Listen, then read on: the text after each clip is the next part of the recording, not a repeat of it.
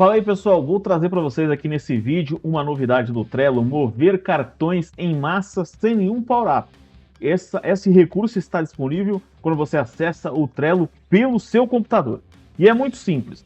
Primeira coisa, você vai vir aqui com o mouse em cima do cartão ou dos cartões que você quer mover daquela lista. No caso aqui, eu estou na lista novos pacientes, e aqui na lista novos pacientes, você vai parar o mouse bem aqui neste ícone aqui, e ao parar o mouse neste ícone, você vai apertar a tecla Shift.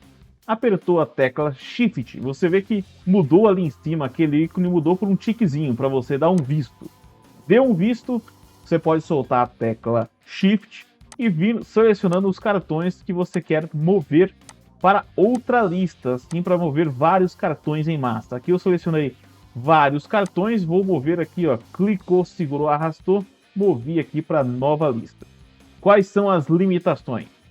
Primeira coisa é o seguinte: se você clicar no cartão sem apertar o Shift, ele vai abrir aqui para você editar o cartão. Se você clicar em cima do nome no cartão, vai abrir o cartão. Se você clicar em cima da etiqueta, ele fecha ali o descritivo da etiqueta ou abre. Então você tem que vir ali naquele cantinho, apertar o Shift para assim habilitar essa função. Na verdade, você não precisa nem vir naquele cantinho ali. Você deixou o mouse em cima do cartão, apertou a tecla Shift, você veja ali que ele muda esta opção.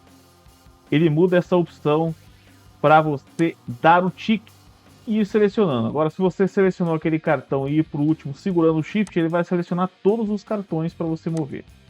Então, qual é a primeira limitação? Você tem que acionar a tecla Shift para habilitar esse recurso. Então, lembrando, para você habilitar esse recurso, você tem que parar o mouse em cima do card e clicar no Shift. Deu a primeira, habilitou o primeiro ali, você pode ir selecionando.